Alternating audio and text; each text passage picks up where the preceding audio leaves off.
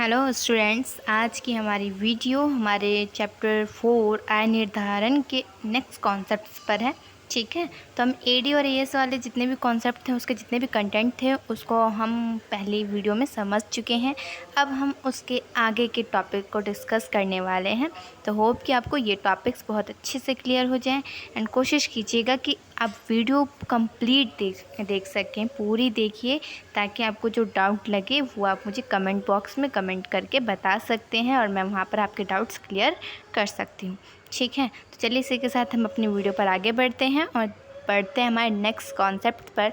और हमारा next concept जो है वो है अल्पकाल की अवधारणा, यानी कि किस तरीके से आय निर्धारण जब होता है तो उस टाइम पर क्या है, एक अल्पकाल की अवधारणा रखी जाती है। लेकिन ये अवधारणा है क्या, आखिर इसके अंदर ऐसी कौन सी खास बात है या ऐसे कुछ कौन से पॉइंट्स हैं जो हमें यहाँ पर क्या है देखने हैं। ठीक है, तो यहाँ पर आपको ओवरऑल हम इतना लंबा पढ़ने की ज़रूरत नहीं है, इन शॉर्ट हम इसको समझने की कोशिश करेंगे। ठीक है, तो यहाँ देखिए, केंजियन अर्थशास्त्र के संदर्भ में उत्पादन तथा रोजगार में, यानी कि देखिए ये स्टेटमेंट जो है केंज ने कहा है, जो कि एक अर्थशास्त्री हैं। ठीक है, तो अगर ये डेफिनेशन या स्टेटमेंट आती है कि अल्पकाल की अवधारणा किसने दी, तो अल्पकाल की अवधारणा जो है यहाँ पर आपको केंज के अनुसार पढ़ना है। ठीक है, तो हम केंज के बारे में पढ़ेंगे, केंज ने क्या अवधारणा दी थी उसकी। उत्पादन तथा रोजगार में एक से एक का संबंध होता है, यानी कि उत्पादन यानी कि आप उत्पादन कर रहे हैं, लेकिन रोज़गार में लगे हुए लोग यानी जितने भी लोग, जितने भी मतलब पीपल जो लगे हुए हैं पूरे रोज़गार में, उनका जो है उत्पादन से क्या है, एक रिलेशन होता है, क्योंकि तकनीक को स्थिर माना गया है। अब यहाँ देखिए, यहाँ बात आती है टेक्नोलॉजी की, क्योंकि हमें पता है कि अब जो जैसे जैसे हमारा क्या है टाइम बीत रहा है, वैसे वैसे नई नई टेक्नोलॉजीज़ आ रही हैं।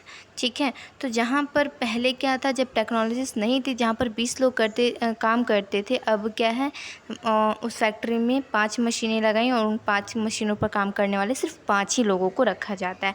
तो इस तरीके से क्या है, रोज़गार में कमी आ गई है। ठीक है, तो लेकिन यहाँ पर हम टेक्नोलॉजी अल्पकाल की अवधारणा है, यहाँ पर हम टेक्नोलॉजी की बात बिल्कुल नहीं करने वाले हैं।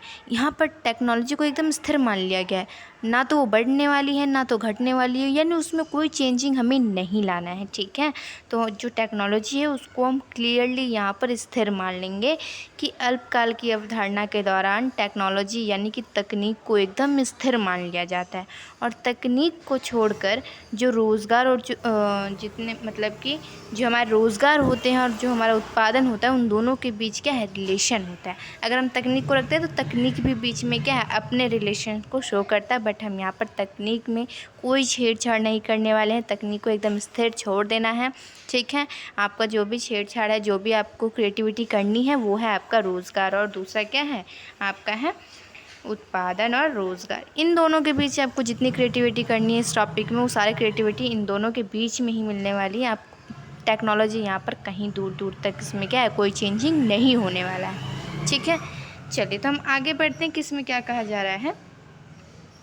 चलिए स्टार्ट करते हैं। केंजियन अर्थशास्त्र के संदर्भ में, यानी कि अर्थशास्त्र के संदर्भ में केंज ने कहा है कि उत्पादन तथा रोजगार में एक से एक का संबंध होता है। इन दोनों में क्या है, एक से एक का संबंध होता है, क्योंकि तकनीक को स्थिर मान लिया जाता है, क्योंकि इसमें तकनीक कोई भूमिका अदा नहीं कर रही है। ठीक है, इसमें तकनीक का कोई रोल नहीं है, इसलिए यहाँ पर उत्पादन और रोजगार दोनों एक दूसरे का साथ देकर के अपनी भूमिका निभा रहे हैं। आगे देखिए, तदनुसार अर्थव्यवस्था में पूर्ण रोजगार की स्थिति प्राप्त होने पश्चात उत्पादन में वृद्धि नहीं हो सकती है। यानी कि देखिए, यहाँ पर आपको पॉजिटिव रिलेशन दिखाया जा रहा है किसके बीच, उत्पादन और रोजगार के बीच। क्यों, क्योंकि जैसे जैसे रोजगार बढ़ेगा, ये दावा है कि वैसे वैसे क्या होगा, हमारा उत्पादन बढ़ेगा। जैसे जैसे जितनी ज़्यादा से ज़्यादा जनसंख्या क्या है उत्पादन में, मतलब रोजगार जिन ज़्यादा से ज़्यादा अगर मिलता है, तो हमारा उत्पादन भी क्या है, ज़्यादा से ज़्यादा ही होगा। तो इससे हमारी जीडीपी क्लियर हो जाएगी कि जीडीपी क्या है, इसमें ग्रोथ करेगी।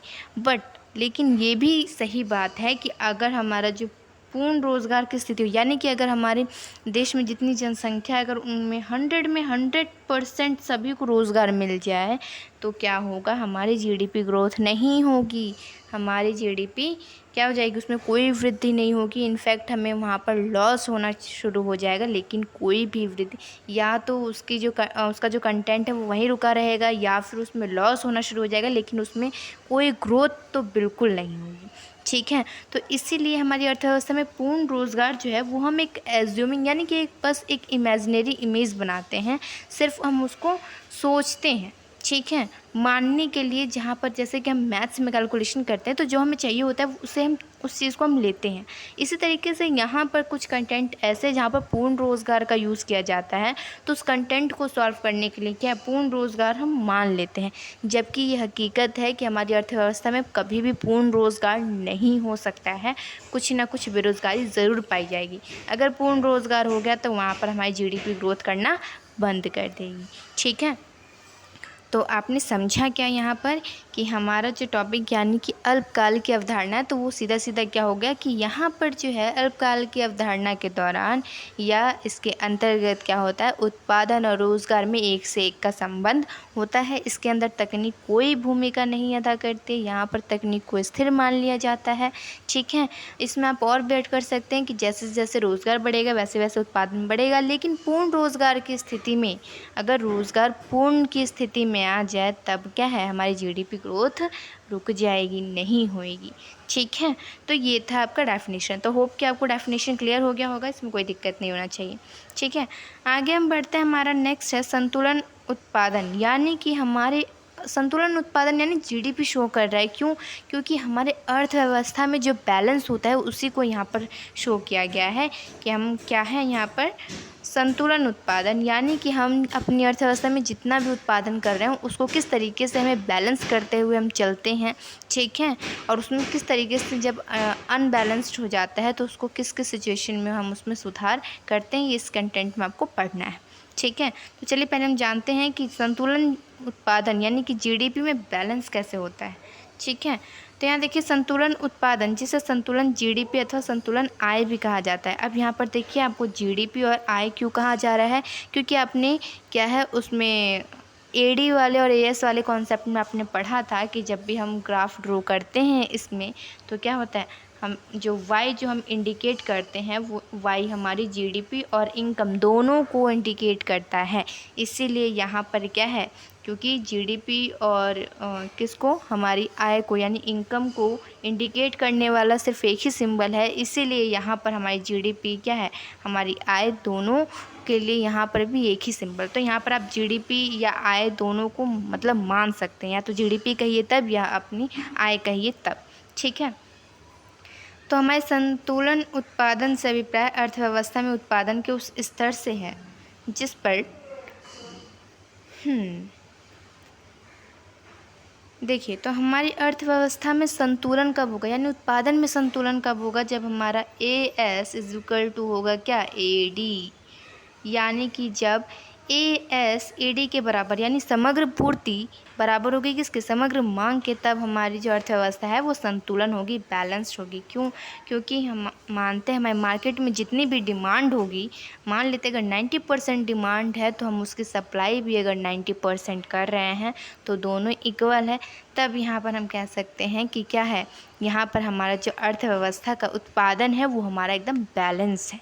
ठीक है, लेकिन अगर इसकी जगह क्या होता कि हमारी जो समग्र पूर्ति है, एग्रीगेट सप्लाई जो है वो कम हो जाती डिमांड से, मान लेते अगर डिमांड 100 है और हम सप्लाई 90 ही कर पा रहे हैं, तो जो 10% का जो हिस्सा है वो 10% हमें लॉस देगा। ठीक है, क्योंकि आपको पता है कि अगर आप 10% और सप्लाई करते, अगर आप 10% और सप्लाई करते तो क्या होता है, यहाँ पर आपको वो 10% का प्रॉफिट भी मिल जाता। लेकिन आप यहाँ पर क्या कर रहे हैं कि यहाँ पर 100 डिमांड है बट आप 90 ही सप्लाई कर रहे हैं, तो वो 10% आप ना चाहते जब पूरा नहीं कर पा रहे हैं, वो भी आपको एक तरीके से लॉस ही हो रहा है। ठीक है, तो यानी कि आप यहाँ पर समझ गए। एक कॉन्सेप्ट ये है कि AS is equal to AD, यानी कि जब समग्र पूर्ति समग्र मांग के बराबर होगी तब क्या होगा कि हमारा जो अर्थव्यवस्था है या उत्पादन जो उत्पादन है हमारी अर्थव्यवस्था में वो संतुलन रहेगा, बैलेंस रहेगा। तो आपकी एक ये इक्वेशन है, ठीक है, आपको याद रखना है। ये इक्वेशन आपको आगे न्यूमेरिकल्स में, आपको आगे अपने डायग्राम्स में ज़रूर काम देने वाले हैं। तो आपको मोस्ट ये इक्वेशंस याद रखनी है। ये जितने भी आपको फार्मूलाज हैं सारे याद रखने हैं, ठीक है।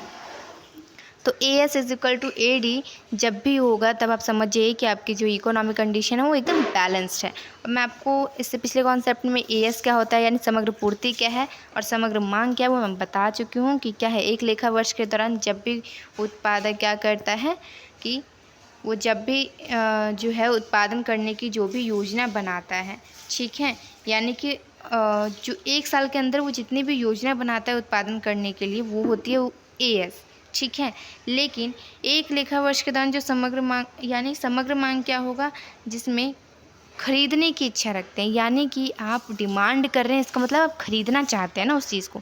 तो एक साल के अंदर आप जब ये प्लानिंग करते हैं कि आपको अपना पैसा किस तरीके से कहाँ कहाँ खर्च करना है, तो वो हो गया AD।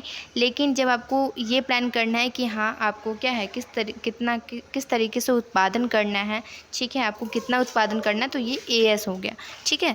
तो होप कि AS और AD का जो कॉन्सेप्ट होगा आपको लास्ट वीडियो में क्लियर हो गया होगा, तो यहाँ पर रिपीट करने की ज़रूरत नहीं है, ठीक है। आगे हम चलते हैं। तो यहाँ पर देखिए, यहाँ पर हमें कहा जा रहा है क्या कि जब समग्र पूर्ति तो समग्र मांग के बीच समानता का अर्थ है Y तथा AD के बीच समानता, यानी कि जब AS is equal to AD होता है तो इसका मतलब ये होगा कि Y is equal to AS। क्यों? क्योंकि आपको पता है Y आपको इनकम जो है आपकी इनकम इंडिकेट करती है, और आपको जो इनकम होती है वो क्या क्या होती है, AD इज इक्वल टू, यानी कि आपने इनकम और AD वाला कॉन्सेप्ट पढ़ा था कि किस तरीके से आपका जो इनकम है और जो आपका AD समग्र मांग है वो किस तरीके से पॉजिटिव रिलेशन, यानी जैसे जैसे आपकी इनकम बढ़ती है वैसे वैसे आपकी मांग भी बढ़ती है, ठीक है। यानी कि आपने क्या क्या कि जब 10 इनकम हुई तो आपने 10 डिमांड कर दिया, जब 20 हुई तो 20 डिमांड कर दी, ठीक है। तो इस तरीके से जैसे जैसे आपकी इनकम बढ़ती है वैसे वैसे क्या होता है आपका यहाँ पर समग्र मांग यानी कि आपकी डिमांड भी बढ़ती है, इसीलिए हम Y is equal to AS लिख सकते हैं, ठीक है। तो यानी कि यहाँ पर देखिए AS को यानी कि समग्र पूर्ति को हम Y इंडिकेट करते हैं, ठीक है। यानी कि आपका एक कॉन्सेप्ट है AS is equal to AD, ये आपने कॉन्सेप्ट पता है कि ये हमारी इकोनॉमी में बैलेंस शो कर रहा है, ठीक है। लेकिन हम AS इज इक्वल टू को हम लिख सकते हैं ऑप्शनल में, ठीक है, Y is equal to AD। क्यों? क्योंकि हमारी जो पूर्ति है वो हमारे इनकम ही शो कर रहा है, ठीक है। यानी कि किस तरीके से यहाँ पर जो आप इनकम यानी कि इन्वेस्ट जो करते हैं, ठीक है, वो आपकी इन्वेस्टमेंट को शो करता है। तो यहाँ पर इन्वेस्टमेंट और AD आपका कंजप्शन शो करता है, ठीक है। तो यानी कि आपकी इन्वेस्टमेंट को यहाँ पर Y यानी कि इनकम के इक्वल में ले लिया गया है। तो यहाँ Y आय को व्यक्त करता है, इसीलिए Y is equal to AS, जैसे कि पिछले अध्याय में, यानी कि आपको पता है कि AS is equal to Y माना गया है, ठीक है। लास्ट चैप्टर में हम इस कॉन्सेप्ट को क्लियर कर चुके हैं, इसीलिए हम AS is equal to AD को हम लिख सकते हैं Y is equal to AD। और आपको ये इक्वेशंस इसलिए यहाँ पे बताई जा रही है क्योंकि आपको इन इक्वेशंस के ज़रिए और भी आगे इक्वेशंस को सॉल्व करना है, ठीक है। चलिए तो हम आगे देखते हैं। यहाँ पर हमारा जो आगे है देखिए, संतुलन GDP ऐसी स्थिति है, यानी कि संतुलन GDP की जब हम बात करें तो संतुलन GDP आप जान रहे हैं क्या, जब AS is equal to AD होगा तभी बैलेंस होगी अर्थव्यवस्था, या फिर Y is equal to AD होगा तभी हमारा क्या है सिचुएशन इकोनॉमी का बैलेंस होगा, ठीक है। लेकिन ऐसी स्थिति में जहाँ उत्पादकों के वास्तविक स्टॉक उत्पादकों की आवश्यक स्टॉक, यानी कि जब बैलेंस कब होगी, जब वास्तविक स्टॉक आवश्यक यानी कि आपको जितनी आवश्यकता है उतना ही आप वास्तविक उसका उत्पादन कर रहे हैं, तो ये आपकी बैलेंस्ड हो गई, ठीक है। लेकिन जब ऐसी सिचुएशन आ जाए जब आपकी सप्लाई ज़्यादा हो रही है लेकिन डिमांड कम है, जब आपकी डिमांड यानी कि आप मांग कम कर रहे हैं लेकिन पूर्ति ज़्यादा कर रहे हैं, तो इसका मतलब है कि आप ज़रूरत से ज़्यादा ही उसका उत्पादन कर रहे हैं। तो एक टाइम ऐसा आएगा जब मान लेते हैं कि डिमांड बस 90 है लेकिन आपने उत्पादन 100 कर दिया है, तो इसमें क्या होगा भाई, 90 अगर मांग है तो 90 रह जाएगी, बाकी का जो 10% का जो हिस्सा है वो आपके पास बच जाएगा। ठीक है, तो वो आपको पुराने स्टॉक में आपको उसको शामिल करना पड़ेगा, तो वो आपके पास ना चाहते हुए भी वो स्टॉक बच जाएगा। तो एक तरीके से ये 10% आपको लॉस करेगा। ठीक है, लेकिन सेकंड सिचुएशन में जब देखें तो अगर मान लेते हैं कि एएस की जगह एडी ज़्यादा हो जाए, तब यानी कि डिमांड ज़्यादा लेकिन सप्लाई क्या है, बहुत कम हो रही है, तो यहाँ पर क्या हो जाएगी कि उत्पादक जो है यहाँ पर क्या करेगा, बिना पूरी की गई मांग के कारण उत्पादक हानि उठाएगा। यानी कि वो चाहे तो सप्लाई कर सकता है इन्वेस्ट करके, लेकिन जब वो किसी सिचुएशन में फंस जाए और वो उसकी सप्लाई नहीं कर पाता है, तब क्या है, इसका मतलब है कि जितनी ज़्यादा उसकी डिमांड हो रही थी उतनी डिमांड, यानी कि अगर उसकी डिमांड 100 है लेकिन उसने सप्लाई सिर्फ 50 की है, तो 50% का जो हिस्सा है वो तो उसका लॉस चला गया ना। क्यों? क्योंकि वो चाहते हुए भी उसका जो सप्लाई है वो नहीं कर पाया है।